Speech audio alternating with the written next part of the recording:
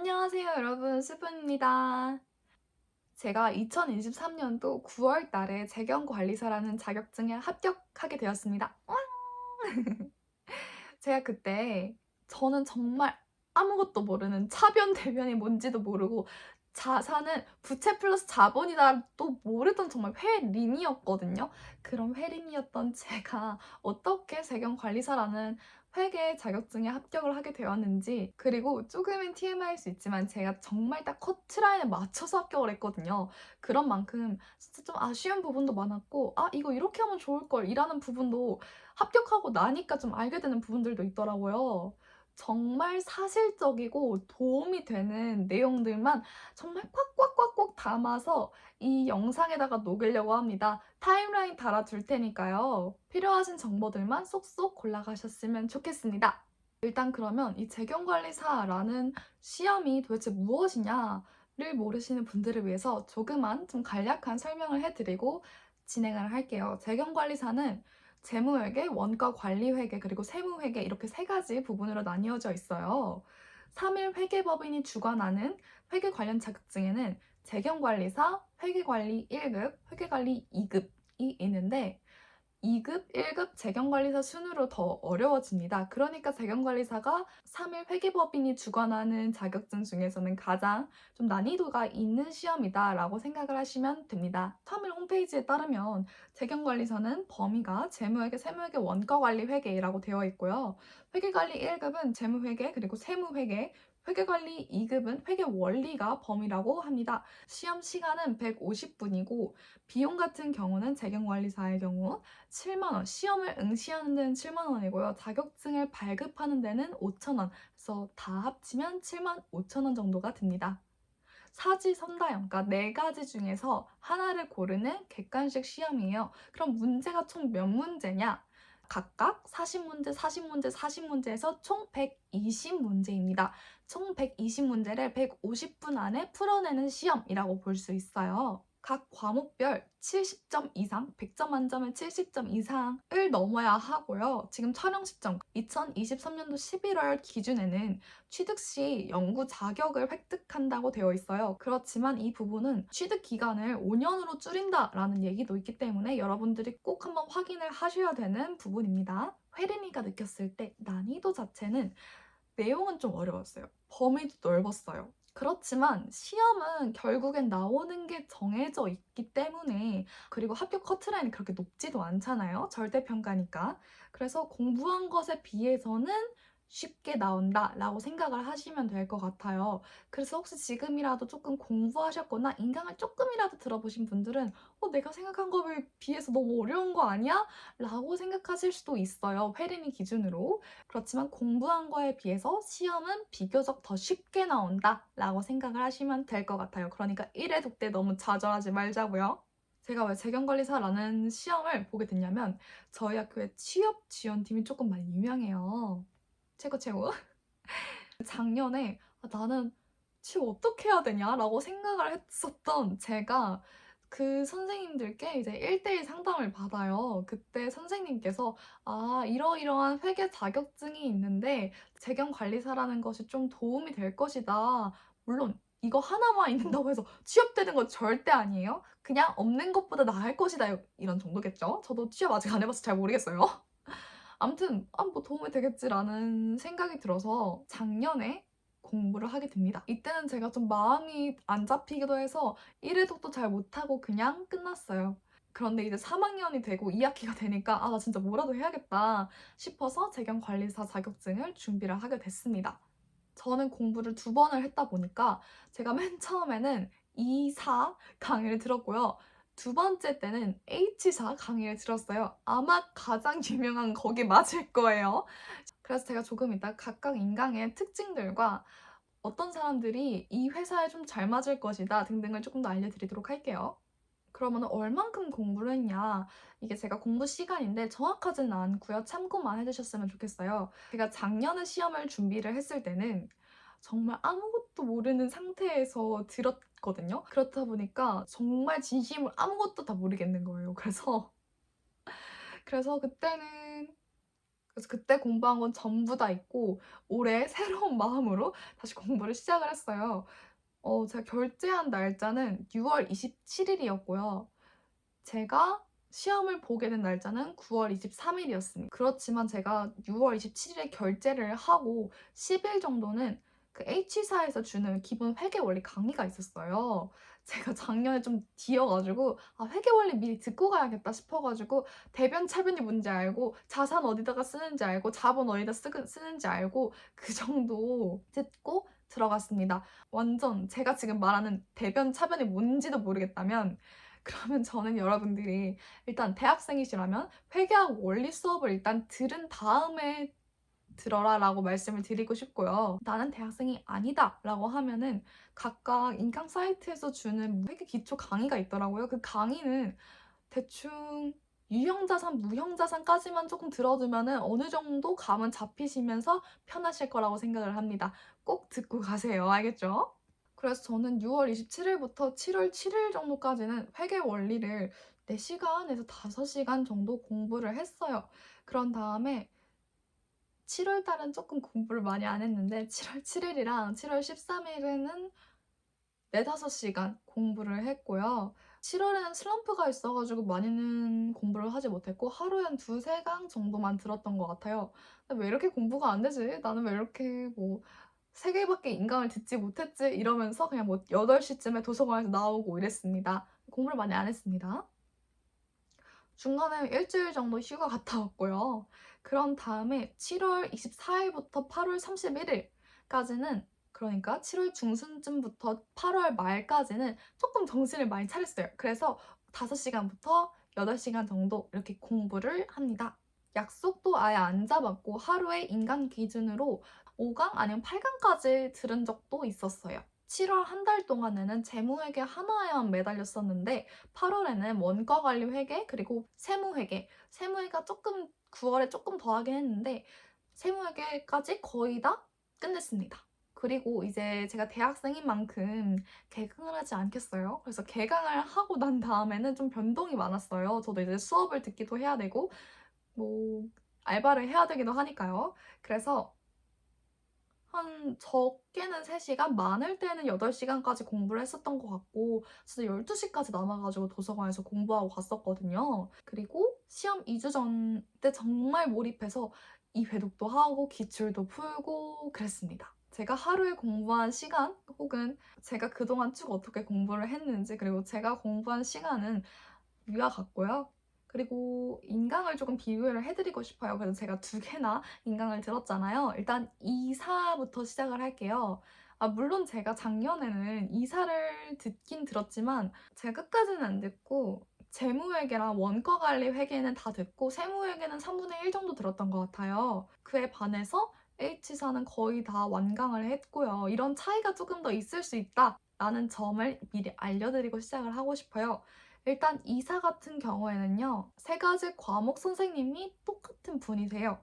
그렇기 때문에 그 분에게 익숙해지면 더 이상 새로운 선생님한테 익숙해질 필요가 없어요. 그래서 이 말이 이 말이구나 하면서 슥슥슥 넘기면서 갈 수 있게 합니다. 제가 찾아봤을 때 가격은 21만 9천 원이었고요. 이때는 책값은 뺐는데 책값이 한 7만 원, 8만 원 정도 해요. 이거는 양사 다 똑같이 그냥 들어가는 거니까요. 그렇게 알고 계시면 좋을 것 같아요. 그리고 제가 작년에 들었던 강의는 이론을 쭉 말씀을 하시고 그리고 책에 보면은 한 챕터가 있고 챕터 문제, 챕터 문제, 챕터 문제 이러한 방식이에요. 우리가 생각하는 수학 교과서 생각을 하시면은 그렇게 되어 있잖아요. 1단원 끝나고 뭐 연습 문제 이런 거 있고 그렇게 구성이 되어 있어요, 책은. 근데 이 사는 이론을 쭉 먼저 풀어주시고 그런 다음에 문제를 다음에 쭉 풀어주십니다. 그러니까 이론을 쭉, 그런 다음에 문제 쭉 이라고 생각을 하시면 될 것 같아요. 그래서 어떻게 보면 좋은 점은 이론을 한꺼번에 빠르게 습득할 수 있다라는 장점이 있을 것 같습니다. 그리고 확실하지 않은데 인문 이론이 또 따로 있더라고요. 그래서 정말 회린이 친구들에게는 좋지 않을까 싶어요. 근데 이건 확실하지 않으니까 그리고 어떻게 구성이 되어 있는지도 모르니까 고객센터에 확실하게 문의를 하고 진행을 하셨으면 좋겠습니다. 그리고 H사 같은 경우에는요, 각각 다른 선생님으로 진행을 하십니다. 저는 개인적으로 이 부분이 가장 큰 차이라고 생각을 해요. 금액은 26만 9천 원이고, 여기는 이론을 설명을 하고 문제를 풀어주고, 이론 설명, 문제 설명. 그러니까 이론 문제, 이론 문제, 이론 문제. 그런 구성으로 되어 있어요. 이사처럼 뭐 인문 이론은 따로 없었지만 회계 원리 기초 강의를 10일 정도 주더라고요. 그래서 저는 그거를 좀 듣고 감을 잡았습니다. 둘 다 저는 개인적으로 그냥 무난하게 좋다라는 생각이 들었어요. 그리고 환급 이벤트나 이런 것들은 수시로 바뀌거든요. 그러니까 그거는 따로 홈페이지에 들어가셔서 체크하시는 게 좋을 것 같아요. 그러면 어떤 사람에게 뭐가 좋냐를 설명을 하려면은 이게 세 가지 과목이 있다고 했잖아요. 그 세 가지 과목을 각각 조금 설명을 해드리고 시작을 해야 돼요. 일단 1번 재무회계는 회계학 원리랑 가장 밀접하다고 느꼈고요. 유형자산, 무형자산 뭐 이런 거 나옵니다. 뭐 그렇게까지 복잡하지 않은 계산 플러스 이론형 문제예요. 그리고 두 번째 원가관리 회계는 딱 말하면 계산칠에, 그러니까 체감상 계산칠에 암기 3 정도입니다. 암기할 게 가장 없지만 그만큼 계산이 좀 복잡하다고 해야 되나요? 그런 과목이에요. 계산 문제를 푸는 게 어렵진 않아요. 근데 이게 그 문제를 푸는 형식이라고 해야 되나요? 그런 게 다 비슷하거든요. 그러니까 여러 종류의 문제 카테고리가 있는데 이것들을 푸는 방식이 다 비슷해요. 근데 이거 비슷하다고 해서 똑같이 풀면 안 되거든요. 그렇기 때문에 얘는 정말 체화가 필요한 과목이라고 생각을 했어요. 세 번째, 세무회계는 가장 암기량이 많고 재무회계랑 좀 공통점이 많은 과목이에요. 그래서 암기량으로 따지면 세무회계가 가장 많고요. 그런 다음에 재무회계, 원가관리회계고요. 계산으로 따지면 원가관리회계가 가장 높고 재무회계랑 세무회계는 그냥 어느 정도 계산이 있다라고 생각을 하시면 좋을 것 같습니다. 불필요한 것들을 과감하게 쳐내는 건 이사가 좀 더 나았고 그런 만큼 좀 더 꼼꼼하다라고 느낀 거는 H사였어요. 과목마다 설명을 하자면 개인적으로 원가관리회계는 둘 다 괜찮은 느낌이었고요. H사의 재무회계 강의는 정말 개인적인 걸 수도 있지만 그렇게 강의력이 좋지 못하다라고 생각이 좀 들더라고요. 조금 마구잡이식으로 지식을 집어넣는 느낌이랄까요?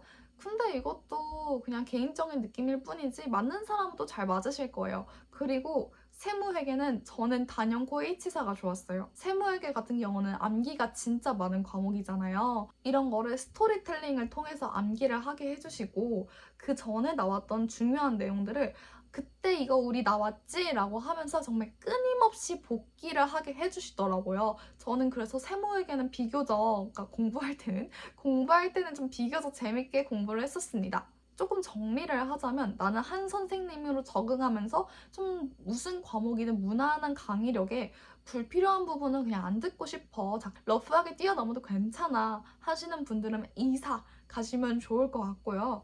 나는 선생님이 조금 편차가 있더라도 암기 부분이 난 약하니까 꼼꼼하게 스토리텔링을 통해서 듣고 싶어 하시는 분들은 H사를 좀 더 추천을 해드립니다. 그러면 제가 가장 고심해서 짠 카테고리인 공부 계획에 대해서 말씀을 드릴게요. 저는 조금 빡세게 계획을 잡긴 했습니다. 자, 회계학 원론 정도는 알고 있다는 전제 하에서 말씀을 드리는 거예요. 아니라면 기본 강의를 꼭 들으셨으면 좋겠고요. 적어도 차변, 대변이 뭐고 자산, 자본, 부채가 차변에 적는지 대변에 적는지는 정말 자연스럽게 될 정도가 되셨으면 좋겠고요. 대변에 자산이 쓰이는 거는 어떤 의미고 차변에 자산이 쓰이는 건 어떤 의미인지 정도는 아신 상태에서 기본적으로 들으셨으면 좋겠습니다. 바로 시작을 해볼게요. 일단은 우리는 1회독을 해야 돼요. 1회독 하면서 인강을 완강을 하셔야 합니다. 저는 기본적으로 이론을 다 듣고 그런 다음에 이론 듣고 문제 풀고 이론 듣고 문제 풀고 저는 이게 조금 더 복습을 하는 차원에서 좋더라고요. 그렇기 때문에 이렇게 한다는 가정 하에 출발을 할게요. 하루에 단순 계산으로 5강 정도 들을 거예요. 1회독 할 거고 순서는 재무, 원가, 세무 순서대로 가시는 게 가장 편하다라고 알고 있습니다. 그리고 6일 정도 공부한 다음에 하루 복습하거나 이틀 정도 복습을 하는 걸 추천을 하고요. 아니면 뭐 3일 공부하고 하루 복습하고 이런 것도 좋겠죠. 10일에서 15일 사이에 한 과목이 끝나도록 배치할 거예요. 그리고 1회독 문풀은 교재에는 적지 마시고 노트를 준비해서 페이지, 챕터, 문제 번호 적고 선생님 풀이가 뭔지 알 수 있도록 꼼꼼하게 적을 거예요. 꼼꼼하기가 조금 중요합니다. 나중에 최대한 시간을 절약을 하려면 선생님 풀이가 뭔지 거기다 받아 적는 게 좀 중요하거든요. 그리고 필기만 적지 마시고 내가 생각을 했을 때 나중에 해설을 볼 때 조금 더 스무스하게 풀어갈 수 있게 말로 해주시는 것까지 필요하다면 적기. 나중에 큰 도움이 됩니다. 문제는 이론을 듣고 문제를 내가 직접 푼 다음에 선생님 강의를 들을 수도 있고 문제를 직접 안 풀고 선생님 강의를 들을 수도 있단 말이에요. 일단은 문제를 직접 푸는 걸 좀 더 추천을 드리긴 하는데 이거는 좀 시간이 길게 걸리는 대신에 나중에 복습을 할 때 기억이 정말 잘 나요. 내가 비교적 공부할 시간은 많은데 난 이번에 진짜 확실하게 통과를 하고 싶어. 그러면은 문제를 푸는 거를 추천을 하고요. 나는 시간이 지금 많이 없는데 정말 간당간당하게라도 괜찮으니까 어쨌거나 나는 지금 진도가 더 급할 것 같아 라고 생각을 하신다면 문제는 직접 안 푸시는 걸 추천을 해드릴게요. 그렇지만 우리 2회독 때는 풀어야 돼요. 넉넉하게 잡아서 한 달 반 정도 들으면 모든 과목이 1회독이 끝날 거예요. 자, 그런 다음에 두 번째는 2회독을 하셔야죠. 교재를 복습을 한 다음에 모든 문제를 다 푸는 거예요. 이때도 순서는 재무, 원가, 세무 이런 순서로 쭉 갈 거예요. 그런 다음에 내가 교재를 쭉쭉쭉 복습을 하고 있으면 내가 이거 중요한 부분인데 기억이 안 나. 그러면은 그런 부분만 골라서 인강을 듣는 겁니다. 그리고 연습 문제 싹 다 풀 거고 연습 문제 물론 이때 교재 풀지 않고 노트에다가 풀 거예요. 노트에다가 풀면서 이때 오답이 있겠죠? 아니면 헷갈린 문제가 있을 거예요. 이런 것들을 1회독 때 적어놨던 선생님 해설과 비교하면서 내가 어떤 부분이 잘못 생각을 했는지 아니면 잘못 외우고 있는지 잘못 이해를 하고 있는지 등등을 체크를 한 다음에 빨간 펜으로 표시를 하거나 그런 것들을 따로 모아두는 노트에다가 따로 또 적습니다. 근데 이제 가끔 가다가 그 연습 문제 중에서 너무 어려운 거 있거든요. 그런 것들은 필요하시면은 좀 알아서 스킵하시는 능력도 필요합니다. 그리고 내가 선생님 풀이 그러니까 노트를 봐도 이해가 안 가요. 그러면 그때 인강을 들어요. 그러니까 미리 노트 좀 꼼꼼하게 정리를 해두면은 내가 나중에 인강을 막 찾아서 그걸 다시 또 듣고 그런 수고를 좀 덜 해도 된다는 거예요. 그러니까 1회독 때 노트 꼼꼼하게 필기해두는 거 중요합니다. 다시 한 번 더 말씀드리자면 틀린 거나 헷갈리는 거 있으면 노트, 아이패드 아니면 컴퓨터에 따로 정리해두는 거 완전 추천할게요. 물론 펜으로 정리하는 것도 괜찮은데 제 경험상 그냥 한꺼번에 모아두는 게 좋더라고요. 그리고 한 세 번째, 2주 정도 남았으면 기출문제를 하루에 2개씩 풀 거예요. 이 기출문제는 참고로 3일 회계법인 홈페이지에 가면 있습니다.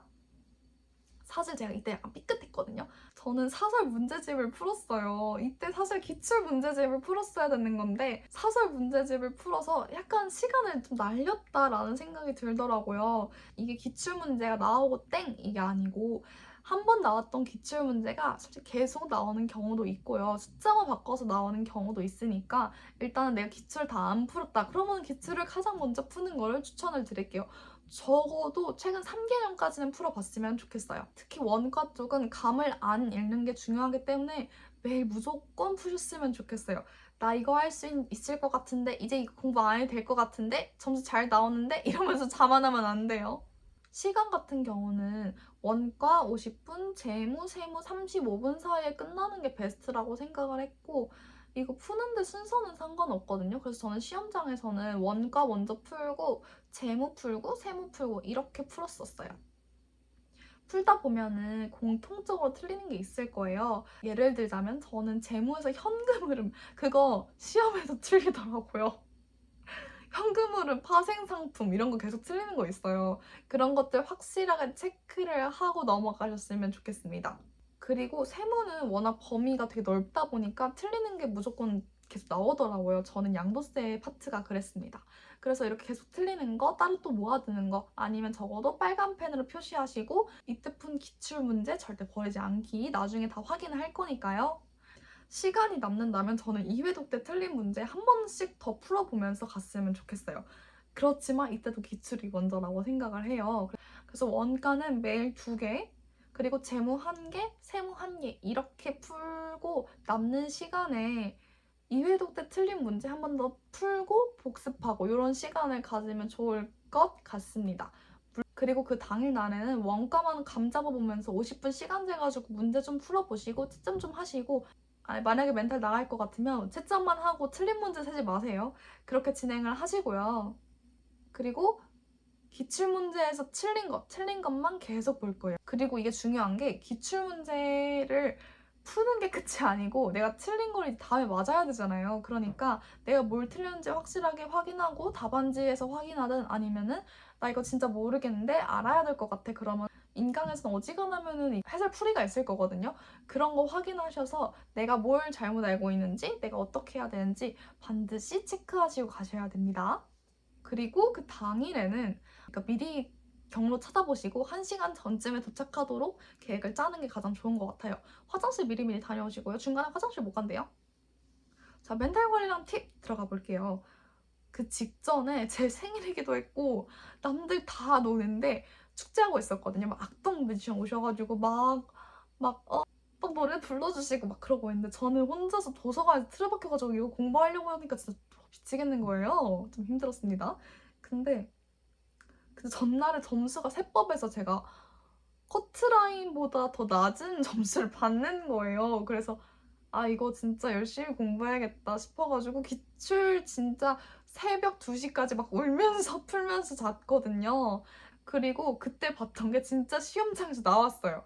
그렇기 때문에 기출 정말 정말 중요하다. 그리고 내가 그 전날에 어떤 점수를 받든 너무 연연하지 말라라는 말씀을 꼭 드리고 싶고요. 기출 문제는 전 종이로 푸는 거 추천합니다. 그리고 여기는 연필 말고 볼펜으로 풀어야 된다고 그래요. 그래서 볼펜으로 푸는 거 연습하기가 있고 최소 이틀 전에는 계산기 있잖아요. 뭐 네이버 계산기를 쓰시든 재무 계산기를 쓰시든 그러셨을 텐데 당연히 네이버 계산기 안 되고 재무 계산기도 안 되거든요. 그러니까 일반 계산기만 쓸 수 있어요. 공학용 계산기도 안 돼요. 그러니까 내가 진짜 시험장에 가져갈 계산기 하나 구하셔가지고 이틀 전에는 미리미리 하고 있기. 제가 봤던 데에선 시계가 2개가 있었는데 이게 약간 시험장 바이 시험장이라고 해야 되나요? 좀 다를 수도 있잖아요. 그러니까 미리미리 손목시계 준비하기.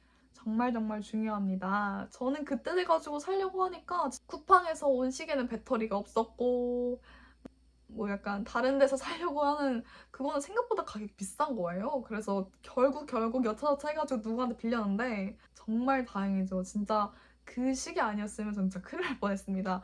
내가 집에서 풀었던 거와는 다르게 조금 타이트하게 시간이 흘러가게 느껴지거든요. 그러니까 꼭 시계 준비를 하셨으면 좋겠습니다. 그리고 화이트 주시기는 하시거든요. 근데 개인 것이 있으면 좋을 것 같아서 무조건 준비를 하시는 걸 추천을 드리고요. 2023년도 7월 시험부터는 시험지를 집에서 가져가도 된다고 해요. 그래서 저도 시험지가 있습니다. 보여드릴게요. 저도 이렇게 시험지가 있는데 얘가 A4용지 사이즈랑 이렇게 하면은 거의 딱 맞아 떨어지거든요. 그러니까 A4 용지로 출력하셔서 이렇게 푸시길 바랄게요. 그리고 저는 당일에 아점으로 서브웨이 먹었거든요. 그냥 막 부담되지 않는 메뉴를 먹었던 것 같아요. 그냥 부담되지 않는 거 드시면 좋을 것 같고. 그리고 마킹은 적어도 20분 전에 하시는 걸 추천을 드릴게요. 안 그러면 진짜 마음이 이게 다급해지기 때문에 마킹 실수할 수도 있거든요. 주의하시고, 마지막으로 약간 멘탈 관리의 팁을 하나 드리자면은 저 그날 진짜 이상한 일이 있었거든요. 제가 서브웨이를 딱 먹고 역으로 가려는데 일단 막 엄청 시끄러운 사물놀이를 막 하고 있었어요. 꽹과리 치고 북치고 장구 치고 막 진짜 그러고 있었거든요. 일단 그것만으로도 좀 정신이 없는 거예요. 그래서 뭐야? 이러고 이제 역 쪽으로 가고 있었는데 어떤 이상한 모자 쓴 할머니? 아주머니가 저를 막 삿대질을 하면서 막 이가 다 보이도록 막 이렇게 너네 나 아직도 도청하니? 막 이러시는 거예요. 저 그거 듣고 깜짝 놀랐잖아요. 뭔가 되게 끼름직한 일이잖아요. 어떻게 보면 뭐야 재수 안 붙었어 라고 할 수도 있지만 저 그때 가면서 오케이 오히려 좋아 뭐 때문에 라고 생각을 했거든요. 그러니까 시험 당일날 무슨 일이 있으셔도 아니면 시험 전전날이라든지 무슨 일이 있으셔도 그냥 그랬어? 오케이 때문에 라는 생각을 지우시지 않으셨으면 좋겠어요. 저도 실제로 합격했잖아요. 그러니까 멘탈 관리 잘 하시고 시험장에 1시간 전까지 도착을 하시길 바랄게요. 생각을 해보면 진짜 생각을 해보면 저 그런 경험은 처음이었거든요. 너네 진짜 너네 나 아직도 막 도청하지? 이러시면서 정말 쩌렁쩌렁하게 소리를 지르시는데 정말 신기하다 싶었거든요. 그러니까 기억하세요. 오케이 액땜했네. 이런 마인드로 시험장 가셔서 열심히 시험을 보셨으면 좋겠습니다. 오늘 영상은 여기까지였고요. 제가 정말 알려드리고 싶은 모든 정보들 다 담았는데 도움이 되었으면 좋겠습니다. 우리는 다음 시간에 더 유익하고 재미있는 영상으로 만날게요. 안녕!